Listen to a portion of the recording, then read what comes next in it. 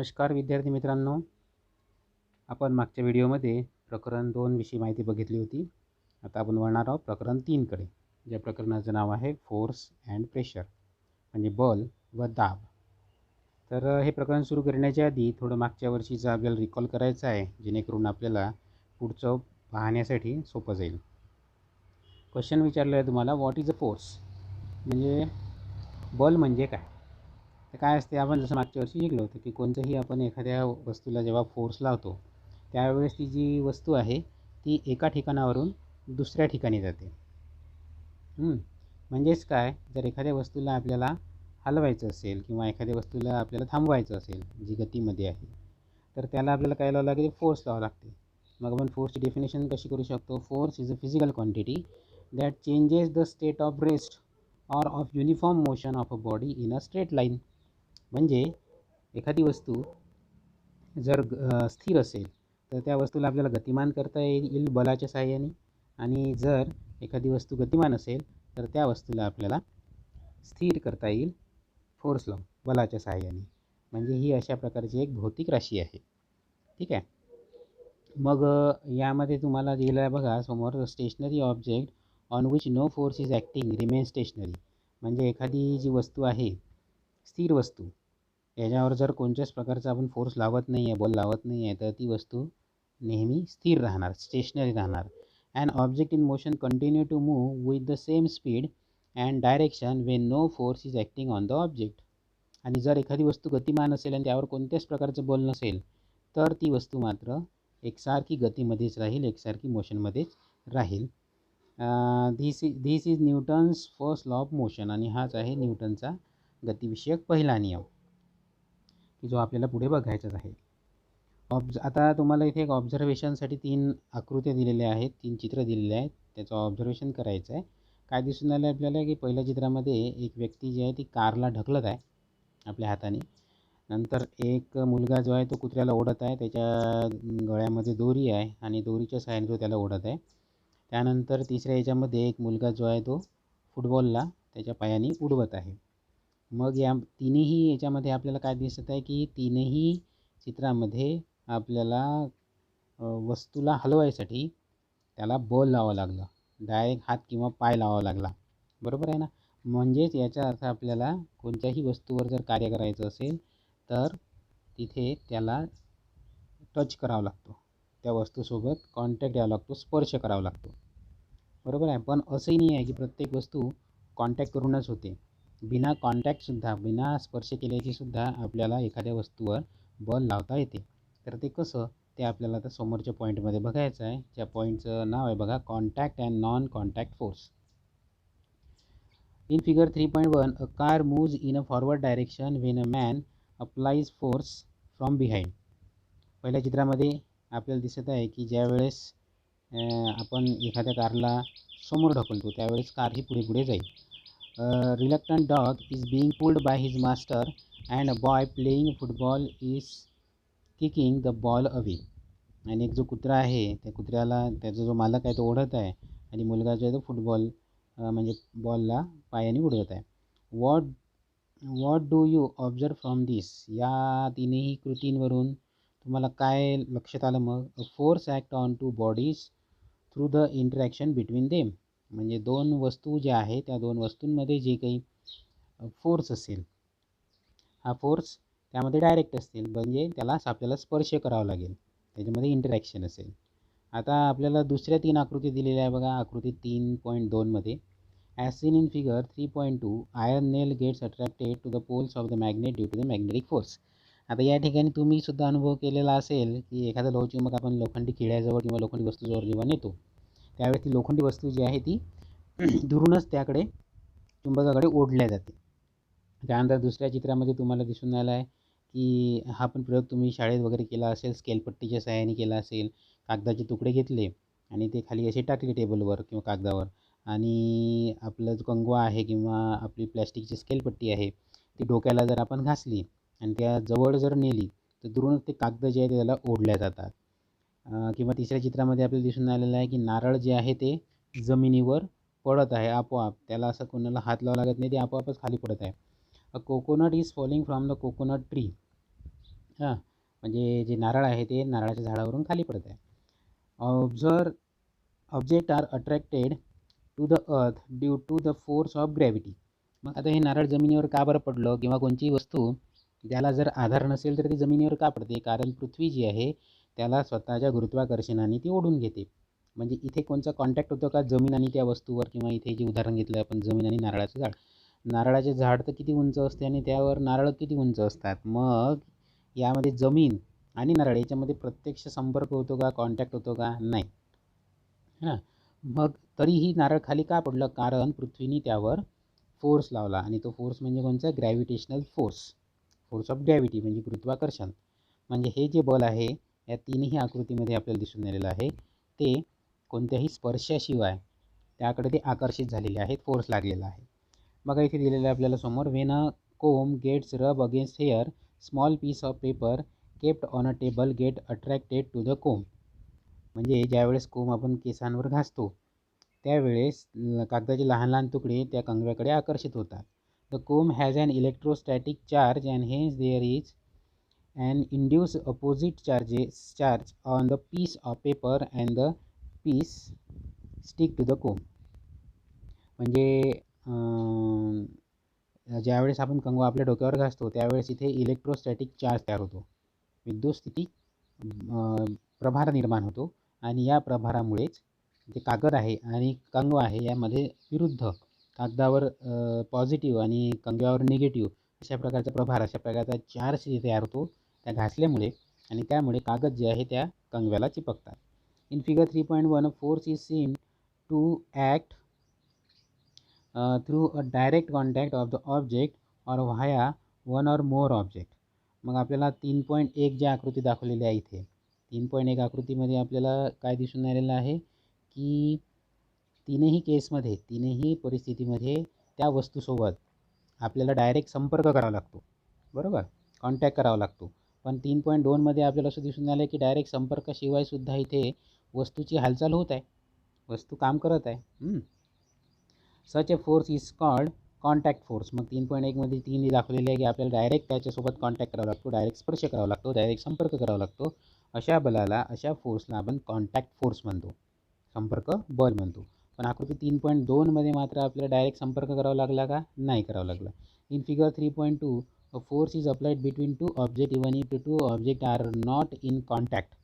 Such a force is called as a non contact force. आणि मग अशा ही जी 3.2 आकृतीमध्ये 3 उदाहरणं दाखवली आणि अशी अनेक उदाहरणं आपल्या आजूबाजूने आपल्याला सांगता येतील. तर यामध्ये जे काही फोर्स आहे हा फोर्स त्या वस्तूंवर दुरूनच लागला, म्हणजे प्रत्यक्ष संपर्क न करता, कॉन्टॅक्ट न करता आपल्याला त्या वस्तूची मुवमेंट करता आली. मग अशा प्रकारचा जो फोर्स आहे that is called as a non contact force, म्हणजे असंपर्क बल. Okay, muscular force is an example of contact force and is applied to object with the help of our muscles. मग आपले जे स्नायू आहेत त्या स्नायूंच्या साहाय्याने, मसल्स जे आहे मसलच्या साहाय्याने जे बल लावतो आपण, ठीक आहे, तर हे जे बल आहे हे कॉन्टॅक्ट फोर्स आहे. म्हणजे एखादी आपल्याला बकेट उचलायची आहे तर आपल्याला प्रत्यक्ष त्या बकेटीला हात लावावा लागेल, किंवा आपल्याला पेन उचलायचं आहे तर प्रत्यक्ष आपल्याला पेनाला हात लावावा लागेल. म्हणजे आपले स्नायू जे असतात आपल्या शरीरातले, बोटातले असतात, हातातले असतात, याच्या साहाय्याने आपल्याला हालचाल करावं लागेल. It is applied in several cases such as lifting, pushing, pulling. आणि हे अनेक केसेसमध्ये आपण बघू शकतो. म्हणजे आपल्याला कोणती वस्तू उचलायची आहे, कोणची ढकलायची आहे किंवा कोणची ओढायची आहे. On the contrary force like magnetic force, gravitational force, electrostatic force act without a contact. आणि या विरुद्ध जर आपण बघितलं, स्नायू बल किंवा मस्क्युलर फोर्सच्या विरुद्ध जर आपण बघितलं तर मॅग्नेटिक फोर्स जे आहे, चुंबकीय बल, जे पहिल्या आपल्याला आकृतीमध्ये दिसत आहे इथे, त्यानंतर ग्रॅव्हिटेशनल फोर्स, गुरुत्वाकर्षण बल ज्याला म्हणतो आपण, इलेक्ट्रोस्टॅटिक फोर्स, विद्युतस्थितिक बल ज्याला म्हणतो आपण, इथे आपल्याला कंगव्याच्या केसमध्ये ते दिसून आलेलं आहे. ॲक्ट विदाऊट अ कॉन्टॅक्ट. आणि हे सगळे जे बल आहे हे प्रत्यक्ष संपर्क न करता सुद्धा काम करतात. Therefore these are the example of non contact forces. आणि म्हणून या बलांना आपण काय म्हणतो? नॉन कॉन्टॅक्ट फोर्स किंवा असंपर्क बल.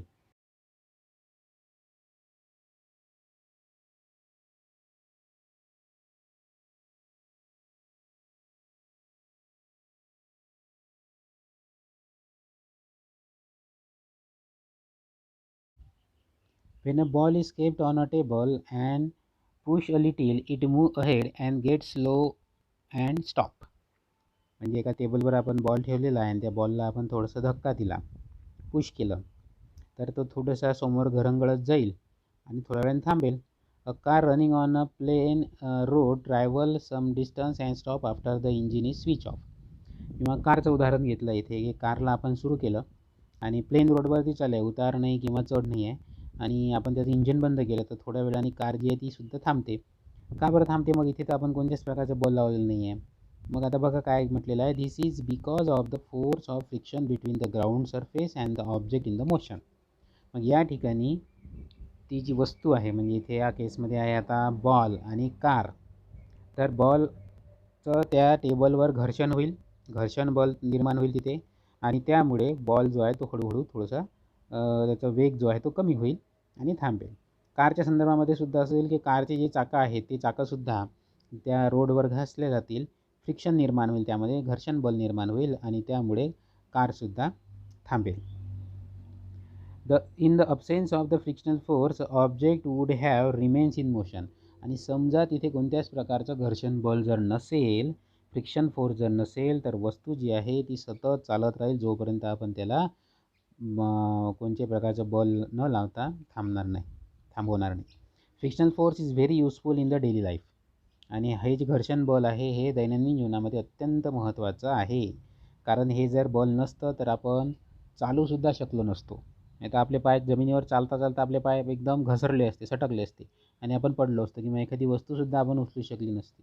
समजा आपण एखादं पेन उचलून नेलं तर आपल्या हातातून पेन सरळ असा घसरून गेला असता. जसं आपल्या हाताला एखाद्या वेळेस तेल असते, किंवा आपण तूप वगैरे, समजा लोणी वगैरे आपण हातात घेतलं आणि एखादी भांडं उचलायला गेलो तर असं घसरून जाते, कारण तिथे फ्रिक्शन फोर्स जो आहे तो एकदम कमी होऊन जातो. किंवा आपण ओल्या जमिनीवरून घसरतो, कारण पाय आणि जमीन याच्यामधलं जे फ्रिक्शन आहे, घर्षण आहे, हे कमी होऊन जाते. जेवढं घर्षण जास्त असेल तेवढं ज्या जमिनीवर पकड बनवायला सोपं जाते. म्हणून फ्रिक्शन फोर्स जे आहे हे अत्यंत आवश्यक म्हटलेलं आहे आपल्याला डेली लाईफमध्ये. Okay. While walking we push a ground behind with our feet. बघा उदाहरण दिलं जाईल इथे की जेव्हा आपण चालतो त्यावेळेस आपण आपल्या पायाने जमीन मागे ढकलतो आणि त्यामुळे आपण समोर जातो. In the absence of friction we will slip and will not be able to walk. आणि या परिस्थितीमध्ये जर तिथे घर्षण बल जर नसेल तर आपण आपला पाय घसरेल आणि आपण चालू शकणार नाही. All the object in the motion have a frictional force acting on them which is acting in the direction opposite to the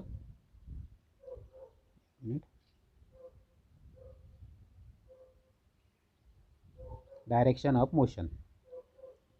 म्हणजे काय की सगळे जे काही वस्तू आहेत, all the object in the motion have frictional force acting on them which is acting in direction opposite to the direction of motion. म्हणजे कोणतीही वस्तू जर त्याला एका ठिकाणी दुसऱ्या ठिकाणी जर जायचं असेल तर त्यावेळेस दोन वस्तूंमध्ये घर्षण असल्याशिवाय ती वस्तू एका ठिकाणी दुसऱ्या ठिकाणी मूव्ह करत नाही. आणि हे जे मूवमेंट असते हे त्या फ्रिक्शनल फोर्सच्या, घर्षण बलाच्या विरुद्ध दिशेने असते. ठीक आहे ना. म्हणजे जसं आपण पाय जो आहे हा जमिनीवर जेव्हा टेकवतो आणि आपल्याला समोर जायचं असते त्यावेळेस आपण काय करतो की पाय जमिनीवर असा दाब पडतो आणि मग आपण समोर जातो. म्हणजे फ्रिक्शन फोर्स मागच्या दिशेने आणि आपण गेलो पुढच्या दिशेने. You must have seen that one tends to slip over banana peel on a street. तुम्ही कधी बघितलं असेल एखाद्या वेळेस की केळाच्या सालीवरून एखादा घसरलेला आहे. Similarly one can slip due to mud. अशाच प्रकारे चिखलावरून सुद्धा एखादा घसरतो. Both these examples occur due to reduce friction. आणि हे दोन्ही जे का बरं घडते, कारण त्या ठिकाणी बल जे आहे तिथे कमी, घर्षण बल, फ्रिक्शन फोर्स जो आहे हा कमी होऊन जातो, रिड्यूस होऊन जातो. आता इथे तुम्हाला बघा दिलेलं आहे, यूज युअर ब्रेन पॉवरमध्ये make a list of some more example in which contact and non contact force are applied. Right types of force. आणि इथे तुम्हाला काही उदाहरणं द्यायची आहेत कॉन्टॅक्ट फोर्सची आणि नॉन कॉन्टॅक्ट फोर्स, म्हणजे संपर्क बल आणि असंपर्क बल याची उदाहरणं तुम्हाला लिहायची आहे आणि त्याचे प्रकार पण लिहायचे त्याच्यासमोर. नंतर इथे तुम्हाला अजून एक छोटासा प्रयोग दिलेला आहे बघा. Take a 2 plastic bottle with rectangular shape. आकृतीमध्ये दाखवल्याप्रमाणे अशा प्रकारच्या 2 तुम्हाला बॉटल घ्यायच्या आहेत. Close their opening by fitting the lid tightly. त्यानंतर त्यांची जे झाकणं आहे ते फिट्ट बंद करून द्यायचे, म्हणजे बॉटल बंद होऊन जातील. Keep 2 small bar magnet on them and fix them neatly using a sticking tape. त्यानंतर त्यावर 2 बार मॅग्नेट ठेवायचे, पट्टी चुंबक दिसून आले आपल्याला आकृतीमध्ये, आणि ते चिकट पट्टीने त्या बॉटलवर चिटकून द्यायच्या. Fill a big plastic tray with water and level the two bottle floating with and leave the two bottle floating with magnet at the top. त्यानंतर एक मोठा टब घ्यायचा, त्यामध्ये पाणी भरायचं आणि हे जे 2 बॉटल आहे त्या पाण्यावर ठेवायचे, म्हणजे ते जे बॉटल आहे ते तरंगायला लागेल. Take 1 bottle near the other, आणि एक बॉटल दुसऱ्या बॉटलच्या जवळ आणायची. If the north pole of the magnet is near the south pole of the magnet, bottle will head toward each other. आता नॉर्थ आणि साऊथ पोल जर आपण जवळजवळ आणलं, जसं आकृतीमध्ये आपल्याला दिसून आलं निळा आणि लाल, निळं म्हणजे नॉर्थ पोल आणि लाल म्हणजे साऊथ पोल, तर हे जर जवळजवळ आणलं तर काय होईल, या दोन्ही बॉटल जे आहेत म्हणजे एकमेकांच्या समोर जर आणल्या तर दोन्ही बॉटल जे आहेत ते जवळजवळ येतील. Because unlike poles attract each other. का बरं? कारण हे जे विरुद्ध ध्रुव आहेत, अपोजिट पोल्स आहेत, हे एकमेकांना अट्रॅक्ट करतात. तुम्हाला माहीत आहे की नॉर्थ जे जर असेल सेम तर ते रिपेल्स करतात, एकमेकांना दूर ढकलतात, आणि साऊथ असेल तरीही दूर ढकलतात. पण नॉर्थ आणि साऊथ विरुद्ध जर आपण ध्रुव एकत्र आणले, जवळ आणले, तर ते एकमेकांना अट्रॅक्ट करतात. Observe what will happen when the direction of the bottles are change. आता आपण बॉटलची डायरेक्शन बदलून देऊया, म्हणजे नॉर्थ किंवा साऊथ जवळ आणूया ध्रुव. We can observe change in the motion of the bottle without any direct contact. आणि आपल्याला दिसेल की त्या बॉटलमध्ये डायरेक्ट कॉन्टॅक्ट नसताना सुद्धा त्या बॉटल ज्या आहे एक तर जवळ येऊन आल्या एकमेकांच्या किंवा एकमेकांपासून दूर चाललेल्या. This means that there exist a non contact force between the two magnets. आणि या प्रयोगावरून आपल्याला सहज समजू शकते की तिथे कोणत्याच प्रकारचा कॉन्टॅक्ट नसताना सुद्धा त्या 2 बॉटलवर फोर्स अप्लाय होत आहे, आणि याच फोर्सला आपण म्हणतो नॉन कॉन्टॅक्ट फोर्स, असंपर्क बल. यू हॅव लर्न, बघा यूज युअर ब्रेन पॉवरमध्ये पुन्हा आपल्याला एक विचारला आहे त्यांनी question. You have learn about static electricity in the previous standard. 7व्या वर्गामध्ये तुम्ही स्टॅटिक इलेक्ट्रिसिटीबद्दल शिकलेले असाल, म्हणजे स्थितीज विद्युत बलाविषयी. ते कंगव्याचा प्रयोग किंवा तुम्ही स्केलनी केला असेल तो प्रयोग. Electrostatic force is a non contact force. To verify this which experiment will you perform. मग इलेक्ट्रोस्टॅटिक फोर्स जो आहे तो कंगवा आपण जेव्हा डोक्यावर घासतो, किंवा स्केलपट्टी जी आहे प्लॅस्टिकची ही डोक्यावर घासल्यावर ज्या वेळेस कागदाचे तुकडे त्याकडे अट्रॅक्ट होतात, तर त्या स्केलवर कोणता फोर्स असतो? तर इलेक्ट्रोस्टॅटिक फोर्स असतो. आणि हा जो इलेक्ट्रोस्टॅटिक फोर्स आहे हा नॉन कॉन्टॅक्ट फोर्स आहे, असंपर्क बल आहे. म्हणजे डायरेक्ट त्या कागदाला टच न करता कागद त्याच्याकडे आपोआप ओढल्या जातात. टू व्हेरीफाय दिस. आणि अशाच प्रकारचं अजून कोणत्या प्रकारचं तुम्ही प्रयोग सांगू शकाल? अशा प्रकारचा प्रयोग तुम्हाला फुग्याचा सांगता येईल. जेव्हा फुगा जो बड्डेला वगैरे तुम्ही तुमच्या घरी जे फुगवता आणि तुम्हाला तो भिंतीवर जर चिपकवायचा असेल तर तो आपल्या केसांवर घासायचा आणि भिंतीवर असा ठेवायचा, तर तो फुगा जो आहे तो आपोआप त्या भिंतीकडे ओढल्या जाईल आणि तो त्या भिंतीवर चिपकेल. ठीक आहे. तर अशा प्रकारे आपण इथपर्यंत कॉन्टॅक्ट फोर्स आणि नॉन कॉन्टॅक्ट फोर्सविषयी माहिती बघितलेली आहे. उद्याच्या पिरियडला आपण बॅलेन्स अँड अनबॅलेन्स फोर्सविषयी माहिती बघूया. तर हे पूर्णच्या पूर्ण तुम्ही हे वाचायचं आहे, आणि यामध्ये जर काही तुम्हाला प्रश्न पडले असतील किंवा काही डिफिकल्टी असेल तर मला व्हॉट्सअपवर सांगायचं आहे. धन्यवाद.